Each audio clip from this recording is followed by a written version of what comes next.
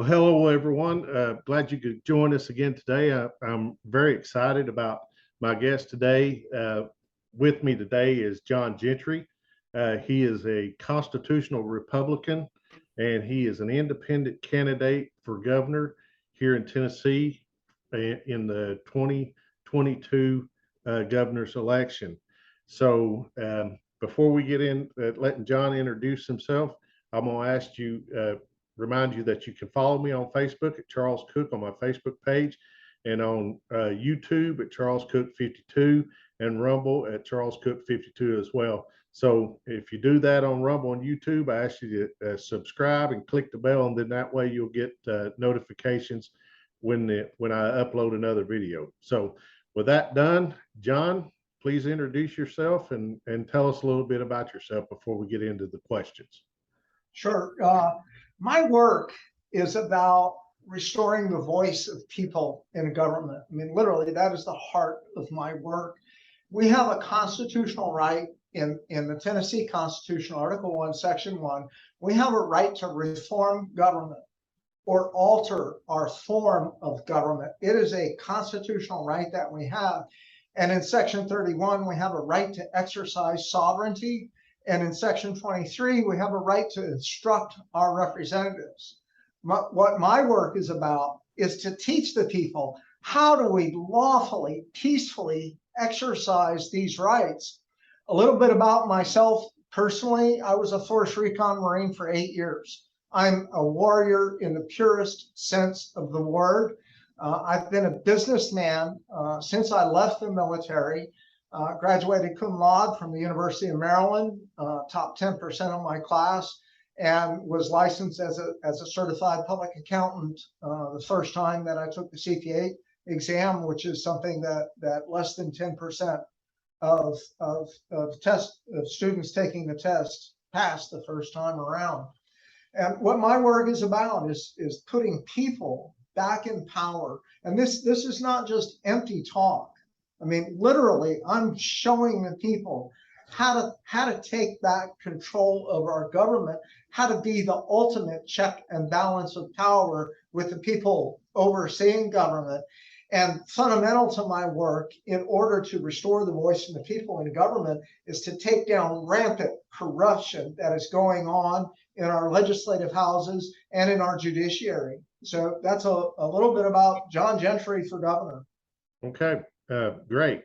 And, that's me as well. And I want to inform people about our rights as, as citizens, our birthright from God.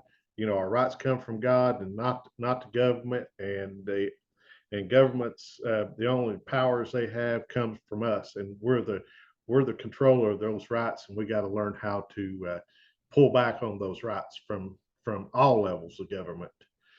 So you hit on it a little bit. So the first question I want to ask you is, please explain why you decided to run for governor. I started out standing up against corruption in our judiciary, and I took 2 cases to the Supreme Court of the United States. And I could not get justice because I was seeking justice against a corrupt judiciary. And so then I took it to the legislative houses. And I learned that our judiciary is corrupt because of the corruption that's going on in our legislative houses. And so I used my campaign as a platform to teach the people how to take down that corruption. And that's basically, why I started running, is to get things back on track.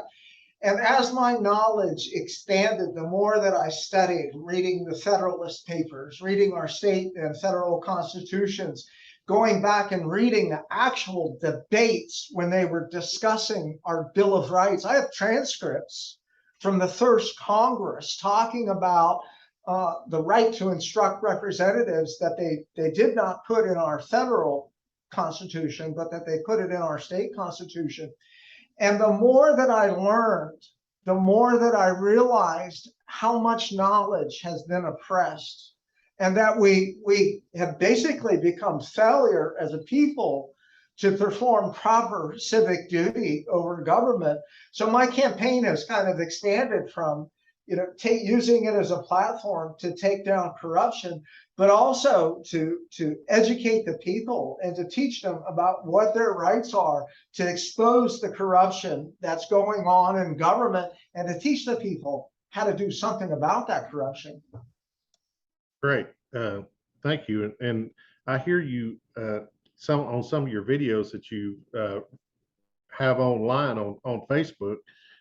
Some of them that I've seen is the right to regress. I mean, to address the government about things that's going on. And I hear you use the term remonstrance quite often. Can you explain that? Absolutely. This right is in the First Amendment of the United States Constitution. And there's a reason that the founders put it in the First Amendment.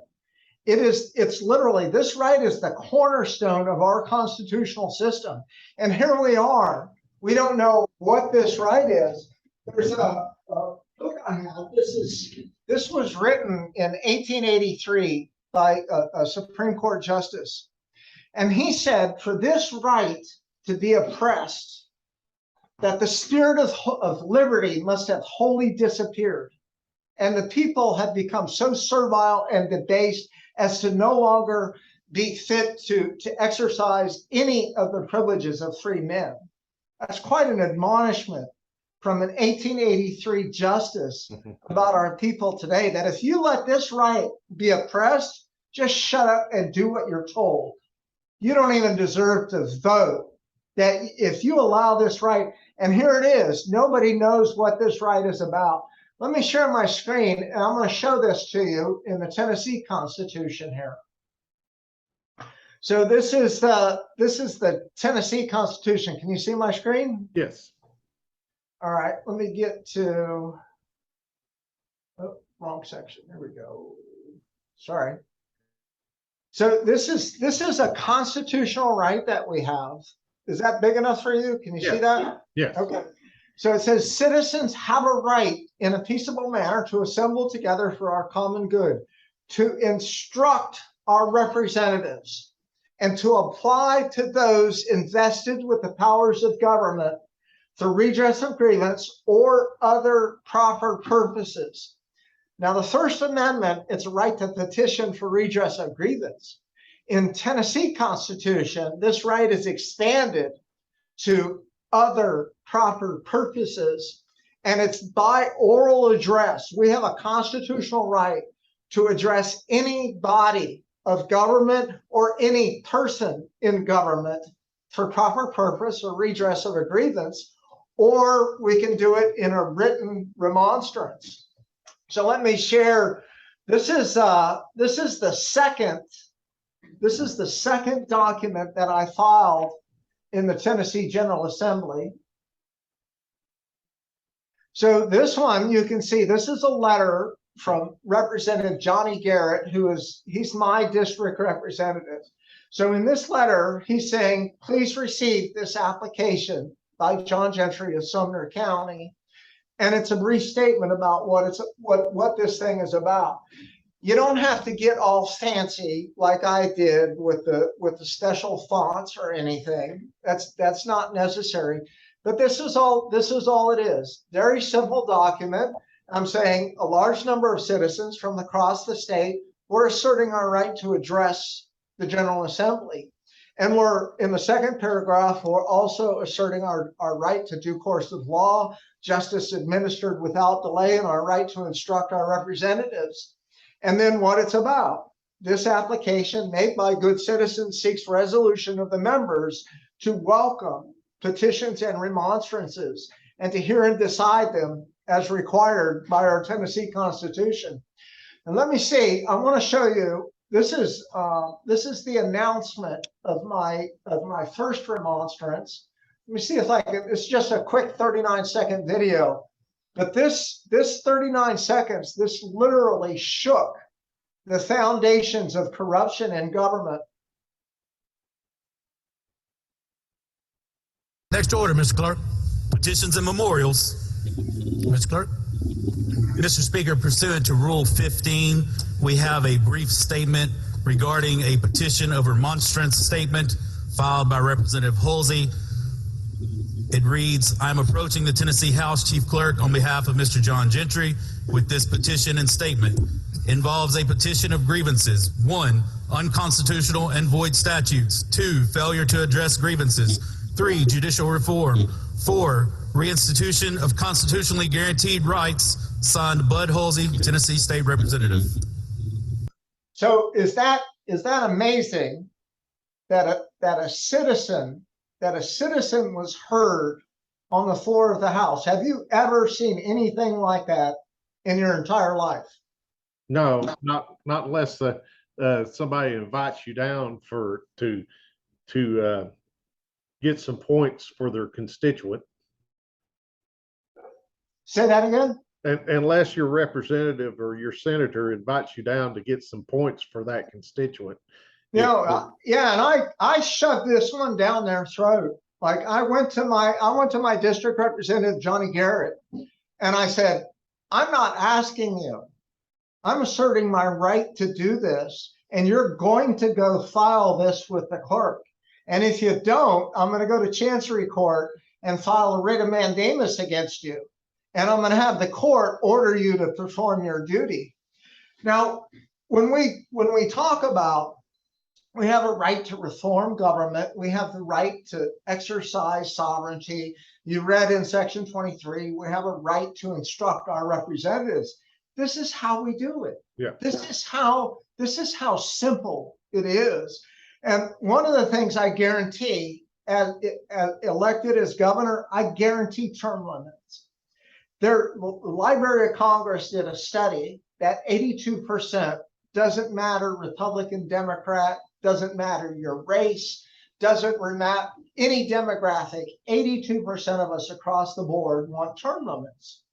But no matter who we elect, we never get them. Governor Lee, he did 10 for 10. One of his was that he was going to advocate term limits. We haven't heard a peep out of him since he got elected. Not a single word out of Rhino Lee. So here's how I guarantee it, is I'm going to do like we're doing here. I'm going to do press releases, social media releases, and I want you to co-sign with me a document just like that one that you read, that we're asserting a right. I'm going to have the legislation written up. So we're going to have immediate statutory term limits, as well as I'm going to write up an amendment to the Tennessee Constitution to start that 4-year process.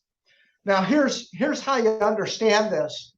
And this is from the first Congress discussing the Bill of Rights. And they considered putting in the right to instruct our representatives in our federal Bill of Rights, but they decided not to.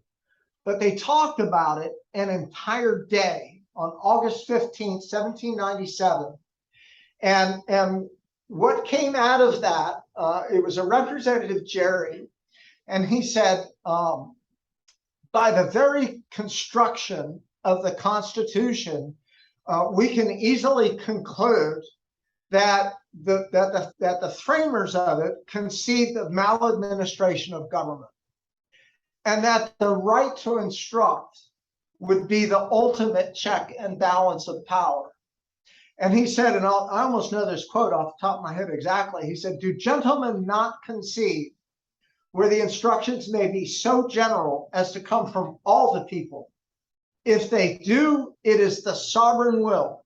For gentlemen will not contend that sovereignty is vested in the legislature. The friends and patrons of this Constitution have always held that sovereignty resides in the people and that they do not part with it on any occasion. Now, what's important to understand is he said, if the instructions come from all the people, it is the sovereign will. Mm-hmm. Well, when I put out term limits and I ask the people to co-sign with me, I expect when I explain why we need term limits and when I show the corruption that's going on, I think I'll get at least 95% of my fellow Tennesseans will co-remonstrate to me, and we will present our instructions. by oral address to the General Assembly. We will be asserting our right to reform government and our right to alter our form of government and exercise our right of sovereignty. And we will leave them no choice but to immediately enact statutory term limits and to begin the 4-year process. And for any senator or representative that votes against that, they have evidence plainly that they are in violation of their oath to uphold the Constitution, to receive instructions, and to allow the people to exercise their sovereignty. And I'll file articles of impeachment against any one of them that do. I'm not taking any guff off of these guys. You want somebody that's going to stand up to government? There is nobody that has the courage and the knowledge and the integrity to stand up the way John Gentry does to these guys. So that's an example of how we use this right, how we all unite in common purpose, and we exercise our sovereign will, and we do it lawfully, and we do it peacefully, without the need of street protests, without the need of violence, by asserting our constitutional rights. And if we have to, taking that Constitution and shoving it down their throats and making them choke on it. Right. Okay. Good deal. Thank you with that. Okay. So my second question is, from a governor's point of view, if you being the governor, how would you go about fixing the corruption and lobbying in Nashville? It's awful. Well, we definitely need some more legislation to prevent the lobbying. But initially what I'll do, every piece of legislation that goes through there has to go through the governor. Now, the governor has a very weak veto power here in Tennessee. It just goes back to the houses and a simple majority passes it. I can tell you, I have looked at a lot of legislation that comes through the General Assembly, and I can tell you about 99% of it is corrupt, special interest legislation that's the result of lobbying. And myself as a financial professional, my primary skill is forensic accounting. I can sniff out corruption like a hound dog rooting out a coon on a tree. I am an expert at identifying corruption in legislation. And so what I will do is I will veto it. And the governor has, in order to veto, how it works in Tennessee is the governor states in writing why he won't sign. And then he sends that back to the speakers of both houses. In addition to that, I'm going to put it out to the people why I won't sign. And I'm going to expose the corruption that's coming from these lobbyists, and that the sponsors of this legislation, half of them don't even know what the legislation they're sponsoring is about. Our senators and representatives are so incompetent that they just trust whatever a lobbyist brings to them in the caption is what the legislation is about. And almost none of them read the actual bill. I read the bill. I compare it to what's in Tennessee Code annotated. I look at what they're changing and I'm like, aha, there's the corruption. Here's what they're trying to do. And I'll put it out to the people. So short term, the solution for this is I'm going to veto it, but I'm going to put it out to the people, and I'm going to ask the people to call their senator, call their representative, and instruct them not to override my veto. I will shut down special interest lobbying legislation while I'm in office, and I will show the people how to shut it down when I'm gone. All right, good deal. All right. Third question is, how do we fix the deep-rooted administrative state in Nashville? How would you go about it as governor to fix that? You know, that all these departments down there, they're just, you know, if somebody's against them, they'll say, well, we'll just keep doing what we're doing. We'll be here when they're gone. How would you address that as governor? You know, I was just looking at the state budget today, and I go through and I browse it occasionally. For example, in the 2022-2023 budget, they're adding 5,000 new attorneys, as they call them, as volunteers for CASA. That's a child advocacy attorney that the court appoints to represent a child, usually for the state, to kidnap a child under color of law and then traffic them through the foster care system to make money off of that. But there's a budget. I don't remember it off the top of my head. I think it was like $15 million or something that they're budgeting for this. The governor has the power of line item veto in the budget. So I will go through and scratch that out. They also have budgets in there for compensation raises, for new positions that they want to add. I'm a financial professional. I am going to go through not just the budget, I'm going to go through the ledgers of these agencies. And when you understand me as a financial professional, I am a machine. Like, I hardly need to sleep.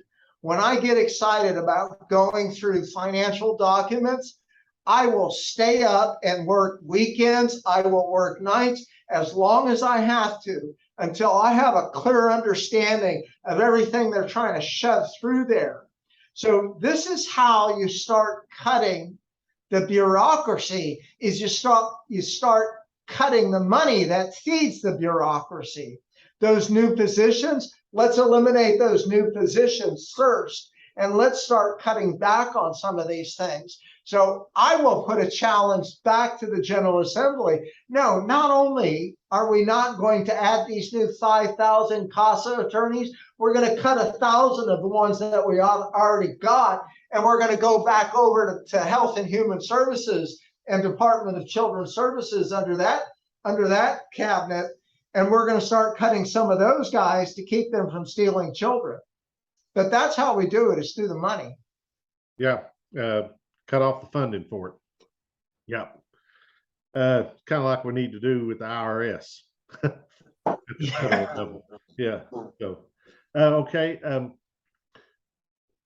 Over the past 2 years, now, you know, I have a private job that I'm in the workforce. I work a 45 hour a week job, and see a lot of people that have dealt with this. You've seen it on the news, healthcare workers and stuff losing their jobs. As governor, how would you go about addressing federal mandates and these employers that have pushed these mandates as far as vaccines and stuff on employers and employees?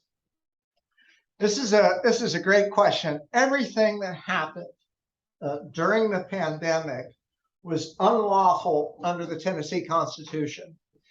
Now, in the Tennessee Constitution, I think Article 3 establishes the executive branch. I might have it mixed up, but supreme executive power is vested in the governor. That's Article 1 under the executive branch. Supreme executive power is vested in the governor. What's executive power? Black's Law Dictionary definition of executive power is the power to bring the law into effect. That's what supreme executive power is. It's the power to bring the law into effect. So let me share my screen and show you the Constitution. This Constitution, I say this many times, that this Constitution is our shield and our armor. It protects us against the government. And it's also our sword. The Declaration of Rights in here is our sword. It's how we fight back against government. So in the Tennessee Constitution, this is Article 1, Declaration of Rights. And you have to go back and understand this, but they say martial law. Now, the definition of martial law is control of civilians on domestic territory. And that's what mandates are. They're control of civilians on domestic territory. Martial law in the sense of unrestricted power of military officers or others. So in the sense of unrestricted power, that means there's no legislative process going through committees. being discussed on the floor of the houses. There's no veto check and balance of power. That's what unrestricted power is. That's a mayor or a county executive telling you to put a face diaper on, to clothe your face. That's what unrestricted power is. They're exercising power that isn't gone through any kind of legislative process without any check or balance of power. Or others. So it's not just military officers, it's or others. That's the county executives, the Board of Education, the county school boards, the mayors. Everybody who unlawfully exercised power is or others. Let me interrupt you there for a minute. What about the metropolitan areas that the health departments even had say over the mayors? Same thing. There or others. Right. Now here, let's get to the important part. To dispose of the person's liberties or property. So a liberty is whether I want to clothe my face or not, or whether I want to accept medical treatment or not, is inconsistent. It is inconsistent with the principles of free government and is not confided to any department of this state. Now, because it's not confided to any department, the legislature cannot grant that emergency powers to the governor, to the health department, or to anyone else. You can't grant power that has not been delegated in the Constitution. It is unlawful. It is repugnant to the Tennessee Constitution, what our government did to us during the pandemic. Now what do we do about federal overreach? The answer to federal overreach is the state right of nullification. Now, where this rose out of was, I think it was the Anti-Insurrection Act that Congress passed and said, you can't talk bad about government. Well, Jefferson, it was Jefferson in the Kentucky resolutions and Madison in the Virginia resolutions. Their response was for any who had exercised power outside the compact, then voting them out of office is the remedy. But when that conduct outside the conduct or outside the compact creates an injustice that is unfair, nullification is the proper remedy. That without the right of nullification, the states would be under the absolute dominion, unlimited, of anyone who would exercise that power for them. That's almost an exact quote from Thomas Jefferson in the Kentucky resolutions in 1799.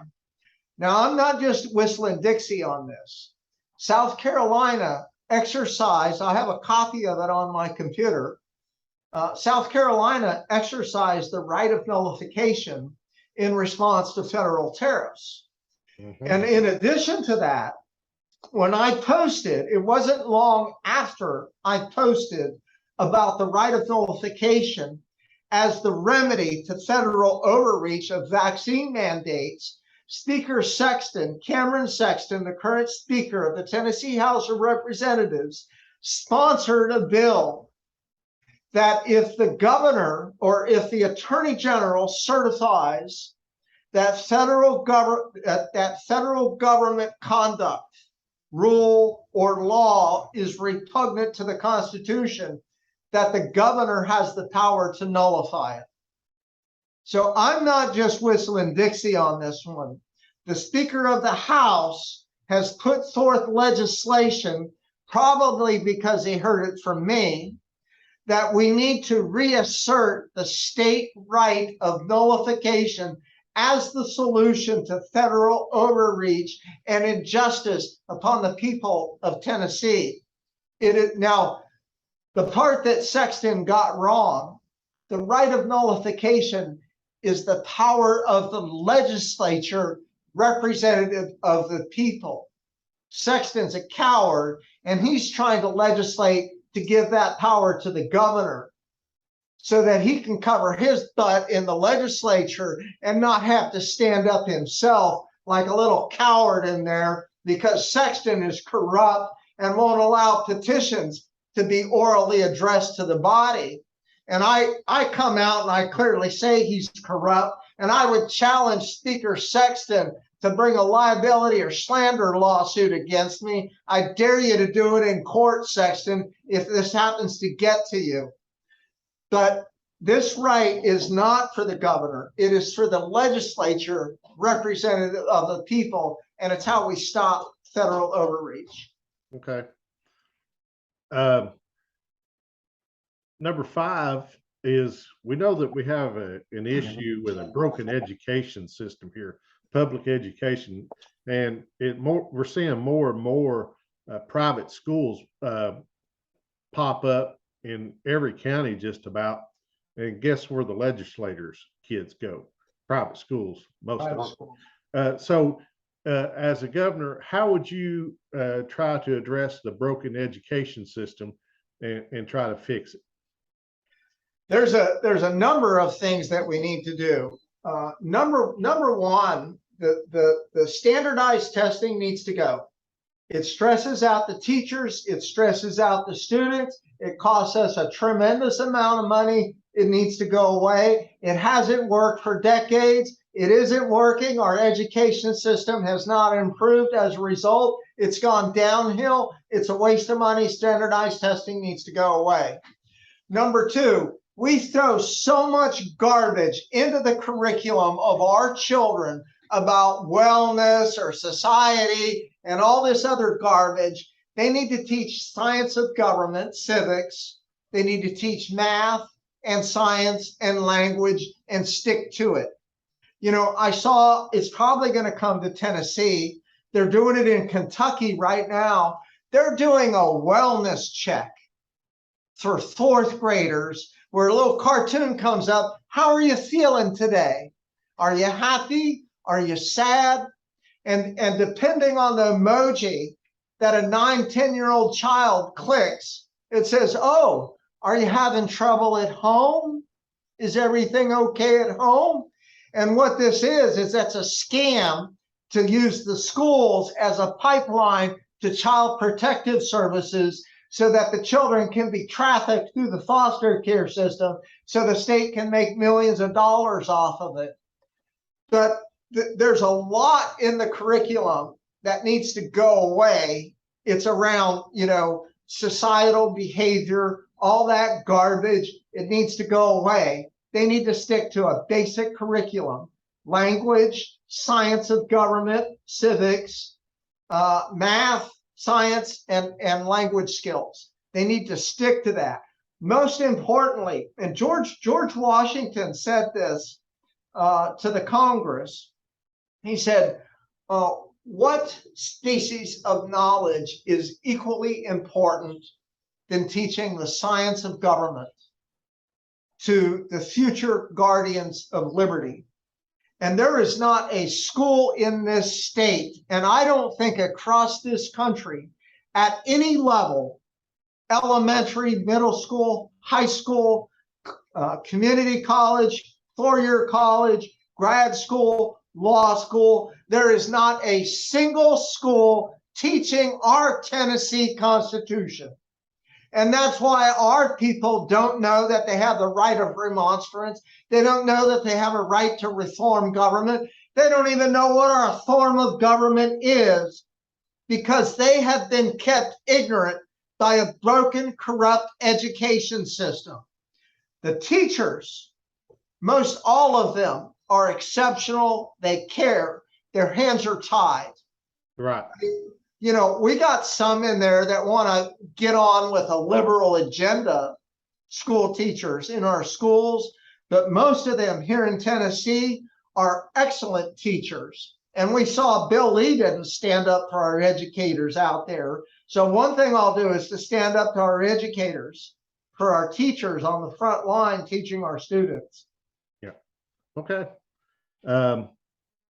you're right, and I don't even think that there's many schools, especially in the public school system, that even teach the Declaration of Independence anymore.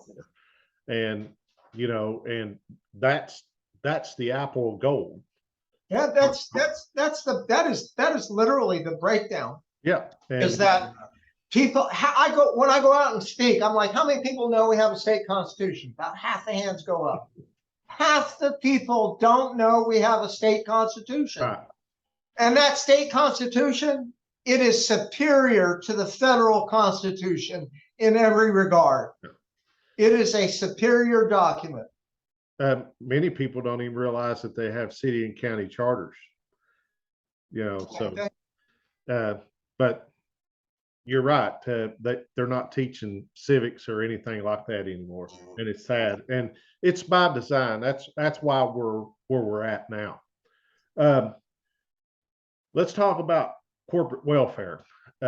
We all know of the $900+ million that was given to Ford, in West Tennessee.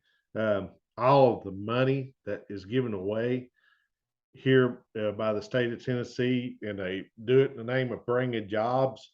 And yet our education system, they say we don't have money to pay your teachers good raises. Our Tennessee, we had gas tax increase, and our roads are terrible, but we always have money for corporate welfare. Address how you would take care of that, or how you would address that as governor. Well, I have stated many times, I have a closed door to any special interest. Literally, I don't care what your special interest is, even if it's a good one. I don't care to hear it. I only care to hear what comes from the people. That's it. So I'm not going to, as governor, I'm not going to involve myself, first of all, with anything like this Blue Oval City garbage that they shove down our throats. Bringing jobs to Tennessee is a good thing, but we don't need to spend tens of millions of dollars to incentivize businesses to come here. What incentivizes business to come here is the lack of tort litigation against businesses. That's how you stop it, is by eliminating the legislation that makes it business unfriendly. And that's a lot of our legislation that goes through there is the attorney, the legal profession just use it. They use the legislative process like a business offering a new product line. The attorneys get in there and they legislate and they create new torts for themselves so that somebody can get sued and they have to hire an attorney to defend themselves. That's what a lot of that is going on through there. We can incentivize businesses to come here. We have a hardworking people here in Tennessee. We have one of the best infrastructure in this company, with a north-south interstate and an east-west interstate. Tennessee is a major artery for distribution. Yep. And I would look at other things. Nobody's talking about building up the infrastructure of Tennessee to make it more welcoming for businesses. I don't want to get rid of fossil fuels, but we need to diversify energy. Our electrical grid is already strained. And if we continue with a population growth without diversifying for energy, we're going to be strained just like Texas is. I think that we could expand the port in Memphis, that we can dredge and work with other states as well as the federal government, and we could turn Memphis into a deep water port and cut distribution costs tremendously. And nobody's talking about infrastructure like this. We have minerals and oil here in Tennessee, and nothing is being facilitated for our infrastructure in these regards. So we don't need to incentivize. And I can tell you, this Blue Oval City, what the heck did Ford ever do for Detroit because that city has gone down the drain. That government of Michigan is destroyed, and Ford has been a part of that with their whole union thing that they're trying to drive here in Tennessee.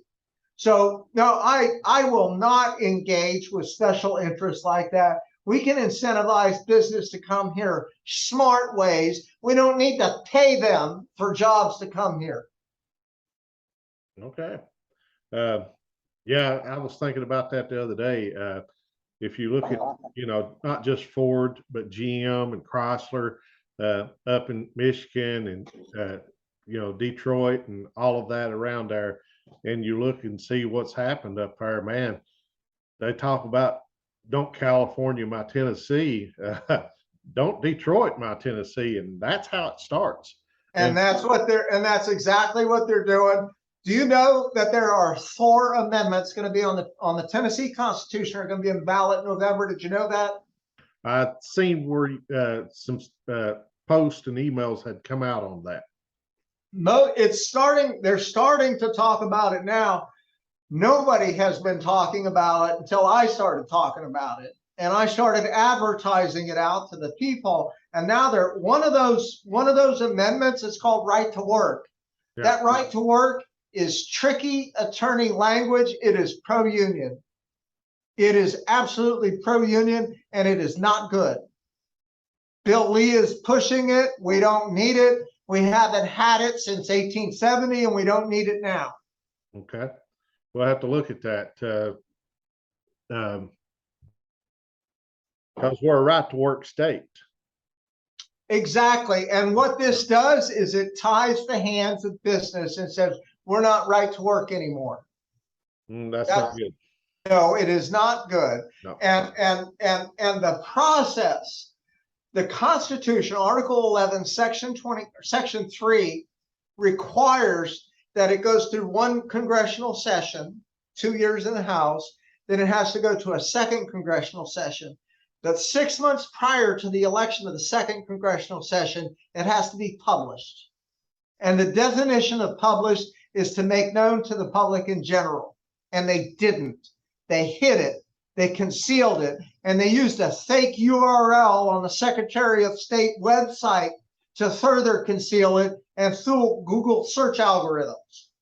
They don't want the people to know until they're standing at the ballot. Like one of them is to prohibit slavery.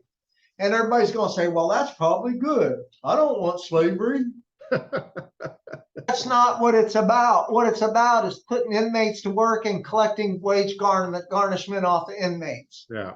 About prohibiting slavery. Right.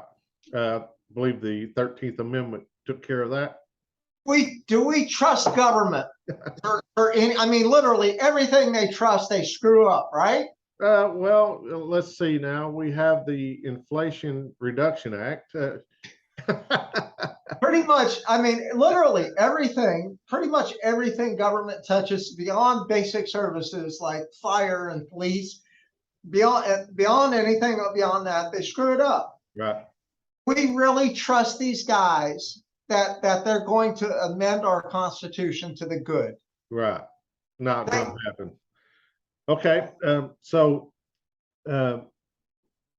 My 7th question for you is, we often hear about the 10th Amendment and returning powers back to the state, taking federal powers and bringing it back to the state. But let's talk about the state overreach of local city and county governments. It happens there just like it does at the federal level coming down to the states. We have the state imposing stuff on city and county governments. What do you think about that as a candidate for governor? All of this work that I'm talking about, this right of nullification at the state level, this right of remonstrance, this is, my work is about y'all citizens out there. You need to step up.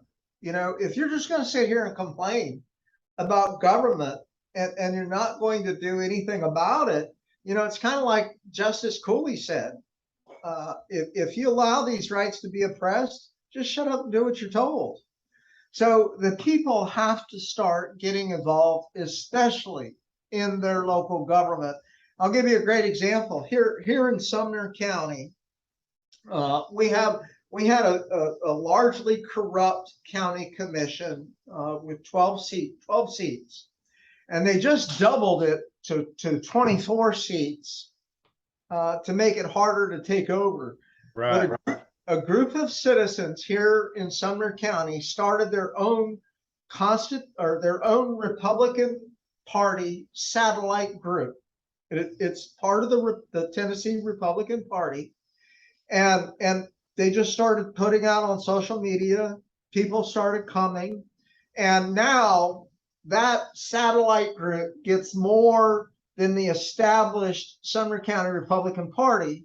More people come to this group of citizens than the one that's all ran by judges and attorneys. Yep. All the entrenched corruption, people gravitated toward it. So somebody's got to step up in the county, bring together one of these groups, and just start getting citizens to run. And these guys in this group, they worked hard. They took 13 of 24 county commission seats against incumbents. That's fantastic. And on the school board, they won by write-in. wow. They had a candidate who announced as a Republican. The executive GOP disqualified him, and so they allowed him to run as a write-in candidate, and he defeated an incumbent as a write-in. And it came from people going out there, going door to door, supporting each other and getting it done. And we're, here in Sumner County, I believe in this group, we're going to shut down all the increases in property taxes. We're going to shut down the corruption that's going through the school board. We're going to shut them down here. I trust these guys that are taking office through this. So that's what, as governor, I can't fix everything. Right. What I can do is I can show you how to stand up for yourselves. Right. I can teach you how to fight, and I lead by example. I don't just say this is how you fight. I'm in the trenches, going to committee hearings and exposing pretended legislation as a citizen. I'm doing it, remonstrating against a corrupt judiciary as a citizen. When I remonstrated, by the way, the entire Tennessee Board of Judicial Conduct, more than a dozen corrupt judges were removed from office because of me, one man remonstrating to the General Assembly. Imagine if I did that as one man, what we can accomplish if we unite in common purpose for term limits, for election integrity, or some of the other few things that all of us agree on. And when we start doing that, we can start to set aside this tug of war of our two-party system that divides us as a people. It's like a Cold War. Yep. It really is. And the cost of that Cold War is borne by the people. Yep. So what my work is about is uniting the people in common purpose. And when we're united, when we start having dialogue again as a people, we can start to put aside this tug of war divisiveness that is caused by this corrupt two-party system. Yep. One thing I do want to ask you about, we're running probably right about 50 minutes right now. In the state constitution, does it say something about attorneys or lawyers not being able to run and hold office? That's actually a great question. It's in Article 6, Section 7, and it says, no judge shall hold any other office of trust or profit under this state or the United States. Now, that Board of Judicial Conduct I was talking about is all judges. And they not only are they corrupt, but they're in violation of the Constitution, holding expressly prohibited offices. I think, let me bring it up. I want to show you. Let me get over to screen share again here real quick.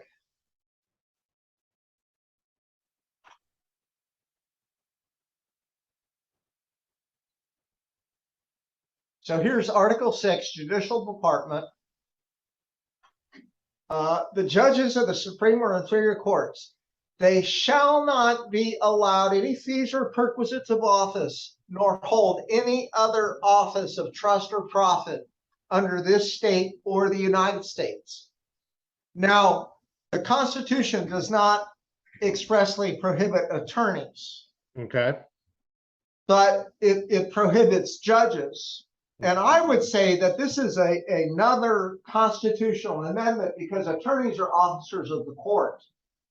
And this is a big problem in our legislative houses with attorneys as officers of the court, also with the court having oversight of attorneys.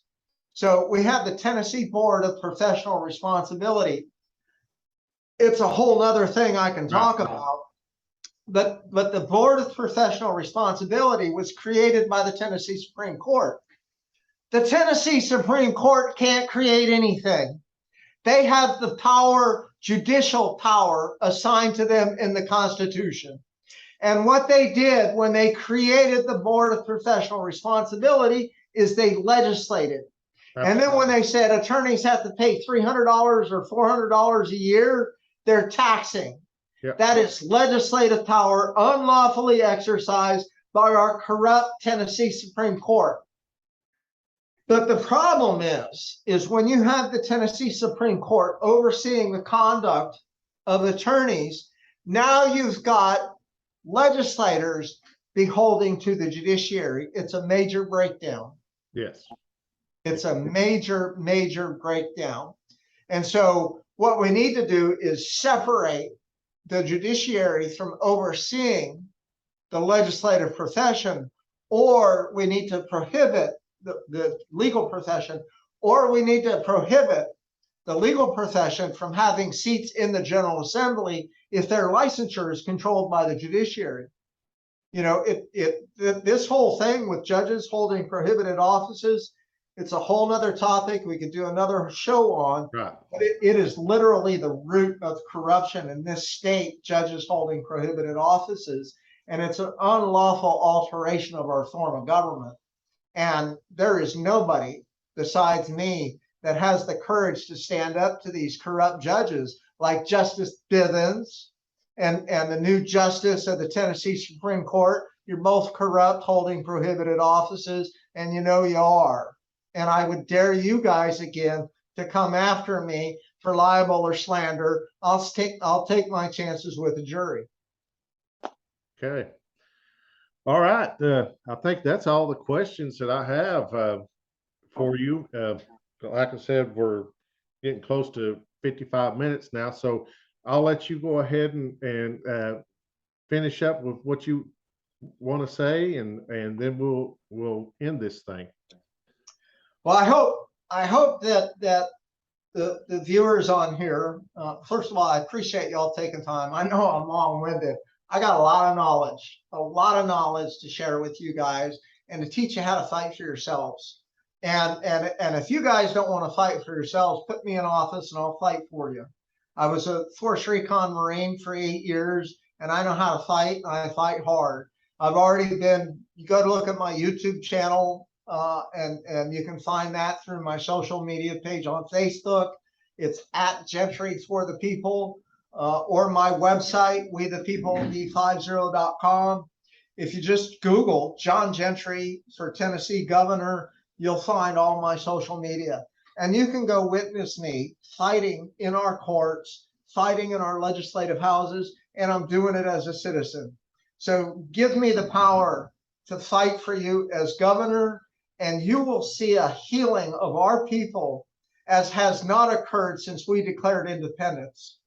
So thank you guys for taking time, and go look John Gentry for Governor Tennessee on Google, and you'll find all my social media on there.